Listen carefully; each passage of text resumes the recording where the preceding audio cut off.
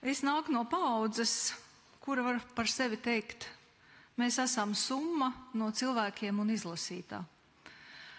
Un, protams, ka visa mana dzīve diezgan lielā mērā ir aizgājusi ar finanšu piesaistes jautājumiem. Jo tas ir ļoti svarīgi. Svarīga ir grāmatas pieejamība, svarīga ir dažādi jaunu programmu ieviešana, lasīšanas veicināšanā un lasīšanā. Un ar to tad arī mans 93. gadā izveidotais bērnu literatūras centrs, jāsaka vairāk no 2001. gada sāka šīs programmas. Ja? Tātad nākošu gadu, kad latviešu grāmatas svinēs savus 500 gadus, mūsu programmai būs 25 gadi. Tai pamatprogrammai. Protams, tur nākušas gada gaitā klāt arī citas programmas.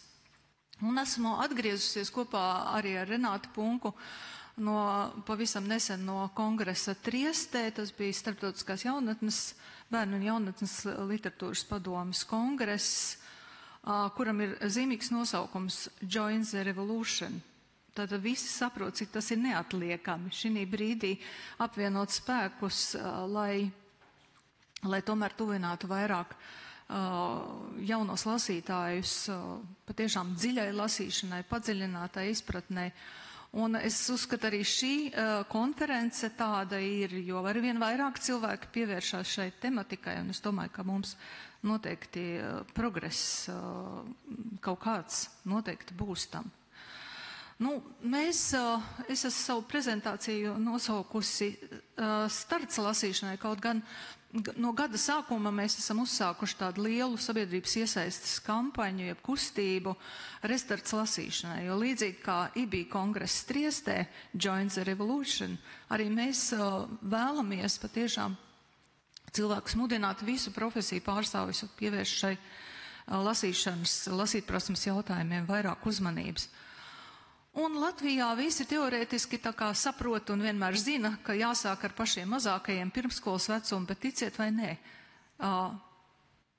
šo 24 gadu laikā esam piesaistījuši aptuveni 3 miljonus valsts naudas tieši lasīšanas veicināšanas jautājumiem, bet nekad tur nav pieticis līdzekļu pirmskolas vecuma programmām. Un tā konkrēti programma Grāmatu starts, kas ir visu šos gadus ar Latvijas Nacionālās bibliotekas atbalsta biedrības palīdzību piesaistījusi ziedotāju līdzekļus. Jā, tātad mēs visi zinām, ka ja mēs nokavējam šo vecumu, diezgan grūti ir panākt progresu labā lasīt prasmē. Tātad zinām, ka ja 3 un 4 gadu vecumā ir visveiksmīgāk apgūt labvēlīgos apstākļos, ka pastāv 30 miljonu atšķirība bērniem, kuri pirms skolas gaitas sākuma ir auguši labvēlīgos apstākļos, kur vecāki ar viņiem sarunājas un tiek lasīts priekšā, tiek spriests un dažādas valodas spēles un rotaļas spēlēts. Atšķirībā no bērna, kurš ir audzis trūcīgos apstākļos. Un šeit neiet runa par unikāliem vārdiem, tie ir vispār visi vārdi.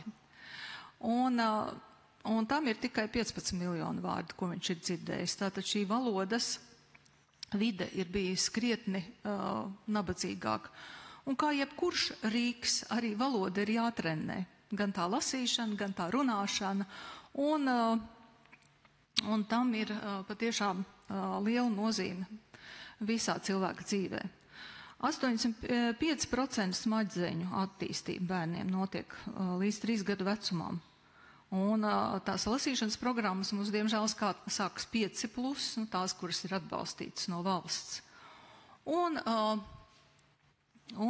tāda kopīga lasīšana un šī te komunicēšana par izlasīto nemazāk svarīga ir, par to liecina arī šajā pašā kongresā, ko es jau minēju Triestē, piedalījās arī kognitīvās neirozinātnes pārstāvi Stanislas Dehens un Keita Neišen no Oksfordas. un Stanislas no Francijas. Un viņi arī teica, ka, piemēram, trenējot tieši lasīšanu, dažās nedēļās var panākt būtisku smadzeņu darbības uzlabojumus. Pat divās, dažās, teiksim, viņš minēja 2 nedēļas. Tātad, tai lasīšanai ir patiešām būtiska nozīme, un to jau arī, kā jau es teicu, pētījums it kā mēs visi zinām. Mēs zinām arī Pirls un PISA pētījuma rezultāts, mēs zinām Eiritiga pētījuma rekomendācijas, visu to mēs zinām, bet nezinu, kāpēc mums nekad vienmēr pietrūks nauda tam pašam sākumam, un arī pēc tam ir gana daudz jācīnās par finanšu piesaisti.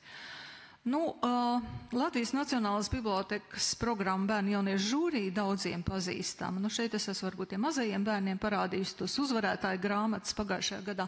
Mēs audzinām Eiropas lasītāju. Lai lasot grāmatas, viņš arī saprot, kā jūtas bērns citās zemēs un spēj iejusties un prātot par tādām lietām, kas varbūt ikdienas ierastajā vidē viņam nav pieejams. Un par tām viņš nemaz neaizdomātos. Par tām viņš aizdomājas tikai lasot grāmatu. Un te es rakstu 2,5 miljoni, bet par šiem gadiem, par pēdējiem gadiem ir diezgan liels būtisks papildinājums nācis šogad. Tie ir patiešām kultūras ministrijas, vēlreiz uzsveru, tikai kultūras ministrijas finansējums.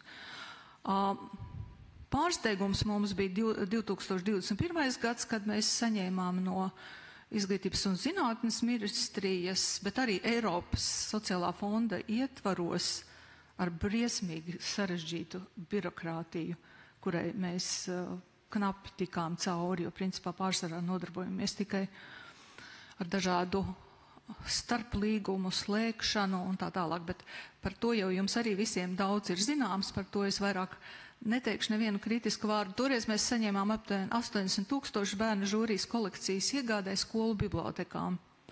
Un tikai tām bibliotekām, tām skolām, kas piedalās projektā Atbalsts izcilībai. Citas neskaitījās, ja mēs teicām, bet ar ko tā skola ir sliktāka? Nē, tai nedrīkstot. Tad tā mēģinājām kaut kādā veidā, bet šobrīd tas ir atkal finansējums no kultūras ministrijas. Vēl gribu jums atgādināt raidījumu Aizliegtais paņēmiens, kas pavisam, 13. maija raidījums, kur kāda ģimene, Križevicu ģimene, kur meitene Helma Elvīra ir mūsu skaļās lasīšanas sacensību 21. gada čempione. Kopā ar saviem brāļiem, Alfrēdu un Andžeju Žani un tēvu Mārtiņu, pasaka par lasīšanu principā būtiskāko. Viņiem citas ģimenes apkārt brīnās, kā viņi ir tik lieli lasītāji. Kā jūs to panākat? Viņa atbilde bija pavisam vienkārši. Mēs vienkārši lasām. Nelasām, protams, stundām katru dienu, bet mēs lasām 15-20 minūtes, un arī izmantojam visas vecmāmiņu gudrības un viltības, piemēram, aizlasam līdz grāmatas kādam ļoti interesantam pavērsienam un tālāk nelasam un vēl piekodinām, tu tikai nelasi tālāk. Protams, tas bērns ir aizgājis savā sturītī, jau aizlasījies uz priekšu, jo viņam ir sakāpināti intereses. Tā kā ir vērts paskatīties šo aizliegto paņēmienu, un meita Helma Elvīra piedalās arī tādā pētījumā, kur ir tie paši jautājumi, kas ir PISA pētījumā 15-gadīgajiem, un viņa, protams, ekscelenti uz viņiem atbild. Un iegūst ļoti daudz balvas. Noteikti balvas viņi iegūst, ja? Jā, mums jau tā auditorija visatsaucīgākā, protams, ir 5+. Jo tur vēl bērns ļoti aizrautīgi uzņem katru jauno lietu, un arī gan bērndārza audzinātājiem, gan bibliotekāriem ļoti patīk strādāt ar atsaucīgajiem bērniem.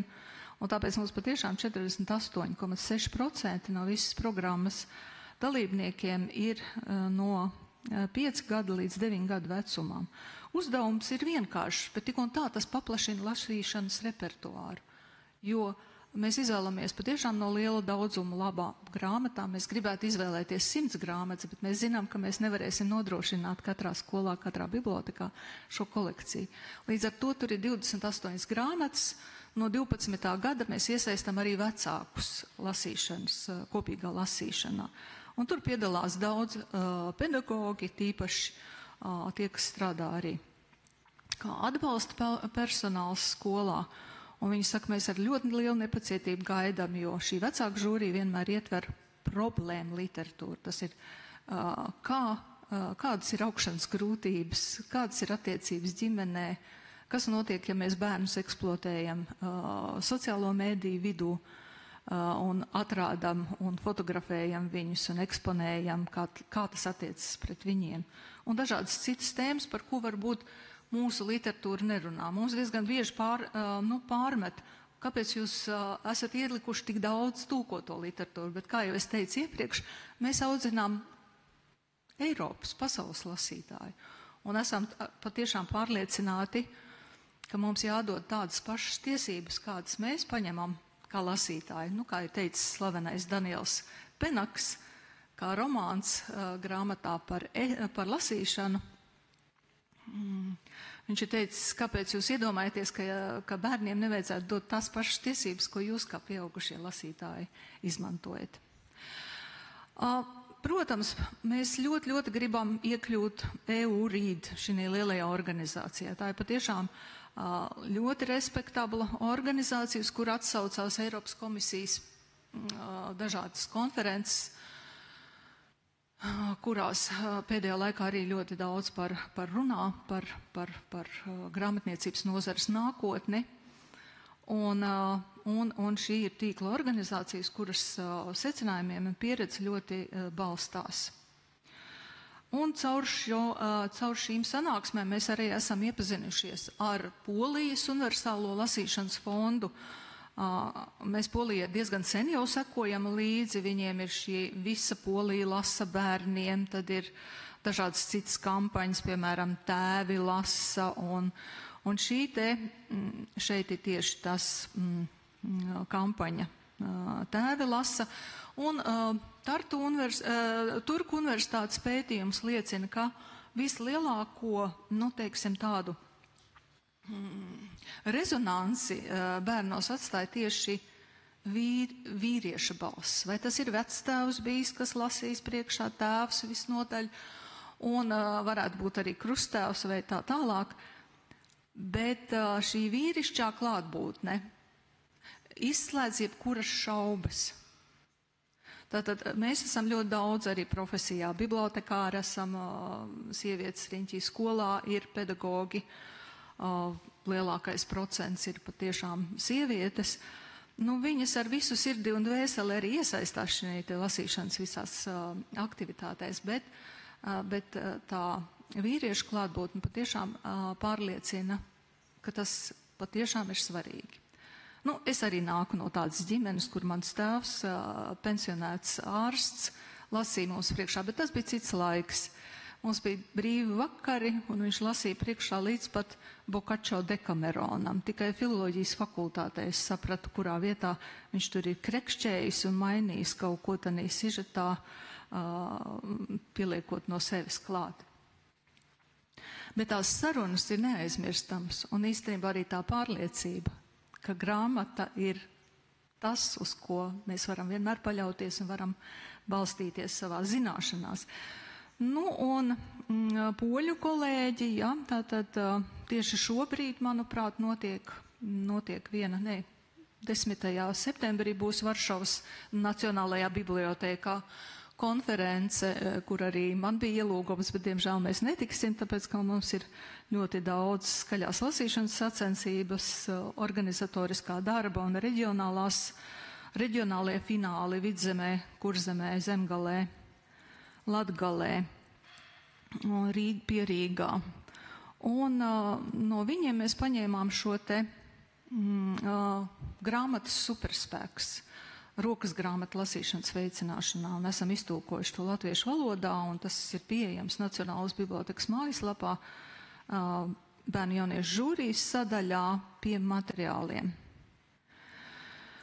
Un šīs rokas grāmatas pamata doma ir, ka mums ir ļoti svarīgi veidot šo te tīklu, atbalsta tīklu, kur mēs lepojamies ar citu panākumiem, jo mums Latvijā ir tā, tik līdz kādam varbūt kaut kur veicās, tā uzreiz atrodas kaut kāda ļoti daudz kritizētāju un saka, nē, šitas nav labi, īstenosim Igaunijas lasīšanas likstas. Bet, ziniet, mūsu grāmatu starts ir 100 reiz labāka programma. Un šis nāk jau no Saimas, no Kultūras un izglītības komisijas. Ja, tātad īstenosim lasīšanas likstas.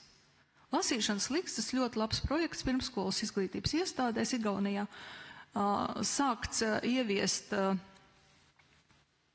2004. gadā, kad visi igauņi bija tāpat kā mēs ļoti entuziasma pilni un kad patiešām ar minimāliem līdzekļiem varējām veidot šīs teltis un stūrīšus priekš lasīšanas un rakstīšanas aktivitātēm. Igaunijas bērnu dārzos gandrīz 100% visos šīs lasīšanas likstas ir ieviestas.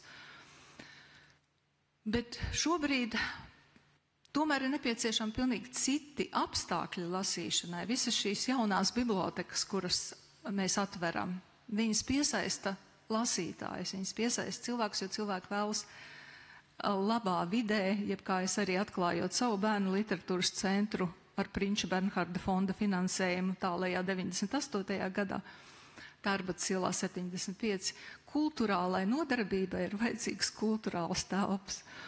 Un, pēc spēlējuma smaržojošās telpās mēs nedabūsim vairs iekšā nevienu bērnu. Bet, protams, labāk jau lasīt patiešām ir ārā vidē, un par to arī runā Marija Deskura šajā grāmatas superspēks. Tātad par šo te veiksmīgo mazo bērnu programmu grāmatas starts, kas patiešām iesākās tālajā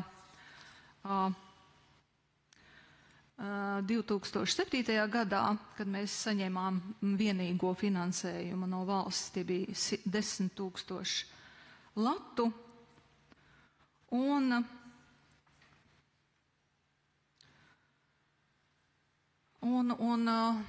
Un šobrīd, kā jau es teicu, to palīdz mūs īstenot Nacionālās bibliotekas atbalsta biedrība par ziedotāju līdzekļiem, izņemot aizpagājušajā gadā bija grāmatai finansējums no kultūras ministrijas. Šai grāmatai ir Knābis, kuras autori ir Inese Zandere un māksliniece Rūta Briede. Un šogad mums ir pirmo reizi tāds mērķtiecīgs finansējums 50 000 grāmatas starta attīstībai, ko mēs arī īstenosim. Tātad tas ir pirmais sabiedrības dāvinātais komplekts. Šīs programmas ir ļoti pazīstamas visā Eiropā. Lielbritānija ir šī te valsts, no kuras mēs šo programmu esam iepazinuši un esam pielāgojuši mūsu valsts vajadzībām. Un patiešām katrā vietā, kur tas notiek, izrādās, ka atgriežas atpakaļ bibliotekā cilvēki, ja precīzāk iepazīst biblioteku vecāki, kuri kaut kādu iemeslu dēļ vispār nav bijuši pazīstami ar bibliotekas pakalpojumu. Kopā ar saviem bērniem viņi ierodas bibliotekā un atklāja, ka tā ir labvēlīga, droša vide ar ļoti atsaucīgiem cilvēkiem. Tā kā, lai visa izdošanās ir šai programmai, un es ceru, ka arī turpmāk šis atbalsts būs valstisks atbalsts šim vissvarīgākajam vecuma posmam, un lai tas neparādītos ziedot.lv portālā blakus tādām vajadzībām kā dzīvības un nāves jautājumi, veselība un tā tālāk. Protams, ka tur ir ļoti grūti kaut ko savākt, kādus līdzekļus. Tas vienmēr ir bijis ļoti niecīgs daudzums. Parasti ir bijuši individuāli ziedotāji. Programmas pilnvērtīga realizēšana ietver arī Pūčulēnu skolas nodarbības. Tas nav tikai tā, viņš atnāk uz biblioteku, saņem šo mugursomiņu, šo grāmatu iekšā, šos vecākam domātos padomus, bet tur notiek spēļu un rotaļu veidā arī iepazīstināts gan ar grāmatām, kādas ir, gan bērniem, gan vecākiem, gan arī ar bērni iziet tādu, teiksim, lai zinātu, kā bibliotekā ko atrast. Un šeit ir grāmatiņa un ir arī interaktīvā izstāde. Tur par melno caurumu var dabūt arī skrīveru konfektes. Tas ir arī svarīgi vienmēr, ka bērns pabeidzis izstādi 10 stendus apskatīt. Un viņa patiešām ļoti aktīvi ceļo, jau 2 gadi uz priekšu ir uzrakstīts, kur viņa būs un kā tas viss izskatās. Bibliotekas ir patiešām uzticami savdarbības partneri un tādi mēs arī gribam būt, arī ar šo restarts lasīšanai, gribam visas šīs programmas, ko mēs esam īstenojuši, realizēt ar 2x lielāku enerģiju un 2x lielāku atbalstītāju klāstu, un, protams, raudzīties, lai mēs varam atbalstīt arī savus kolēģus un visur par to skandināt un par to runāt. Un šeit ir man daži piemēri no Latgales centrālās bibliotekas, bet katra sevi cienoša biblioteka. Ir šie bērnu rīti, ir šie dažādas nodarbības ģimenēm, kurām ir mazi bērni, pat varbūt bērni tikai tiek gaidīti, ko arī psihologi saka, mums vajag sākt lasīt saviem bērniem priekšā, kad viņi vēl ir māmiņas vēderā, viņi izrādās atcerās, ka viņi kaut ko no tā ir dzirdējuši pēc tam, kad viņiem lasa atkārtot pēc kāda laika to pašu grāmatu. Tātad, katrā ziņā šī te ietekme grāmatai ir ļoti svarīga. Tātad šeit ir visas sīkās motorikas kustības, lai bērni varētu kaut ko likt kopā, lai viņiem ir pārsteigums, lai viņi varētu kaut meklēt un atrast, lai tur būtu teātra elementi un dažādas citas aktivitātes, kas patiešām noder smadzeņu attīstībai un noder arī kopības sajūtai, jo arī to esam ievērojuši, kad atnāk vecāki arī uz bērnu literatūras centru Nacionālā bibliotekā 7. stāvā. Viena liela daļa ir tādi, kas tūlīt žigli iekrīt savos viettālruņos, un tad, kad bērni sāk joņot pa telpu, tad mēs nevaram identificēt, kuram vecākam tas bērns piedara, jo viņi ir pilnīgi anonīmi, viņi ir pazuduši un viņi neparādās. Tātad tā kopība šādos bērnu rītos ir ļoti svarīga, jo tad tiek veltīts laiks sarunām, tā pašām, ko es pašā sākumā teicu, tas vārdu krājums, lai attīstītos, un lai bērni būtu komunikabli, un iespējams, ka varbūt arī šī neiecietība, šis laiks, kādā mēs dzīvojam, un saskaras problēmas skolā ir saistīts ar to, ka vienkārši mēs neprotam lietot valodu, mēs neprotam komunicēt pozitīvi, un lielā mērā tur atbalsts varētu būt arī grāmata. Un kā jau es teicu iepriekš, tātad mums ir šis te sabiedrības iesaistes kustības. Viņš ir diezgan romantisks, viņš ir tieši tikpat romantisks, cik es redzēju arī jūsu logo.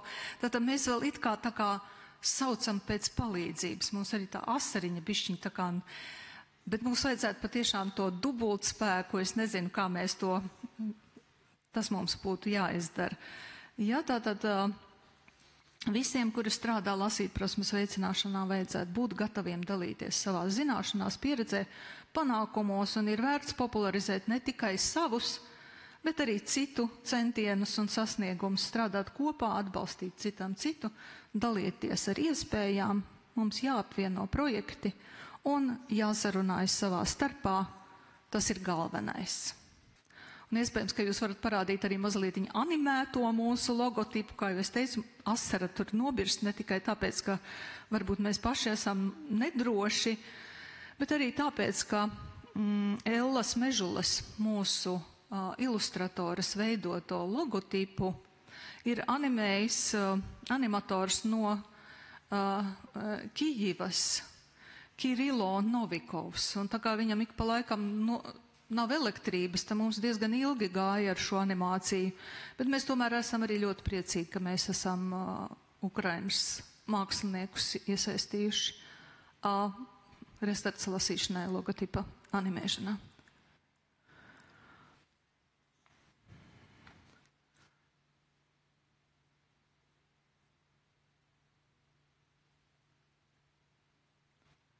Tā grāmata ietver visu. Vēl nav vārdu, vēl nav mūzikas, tas arī vēl nāks klāt, un mēs tā ceram, ka mēs viņus varēsim atrādīt arī lsm.lv un katru reizi pierakstīt klāt. Restarts lasīšanai pievienojušās 300 ģimenes, 886 bibliotēkas, kas mums ir šogada bērnu jauniešu žūrijas dalībnieku skaits, un tik ģimenes, kas lasa katru dienu, tātad tādā veidā mudinot sabiedrību arvien vairāk iesaistīties. Tā, tas arī viss. Paldies!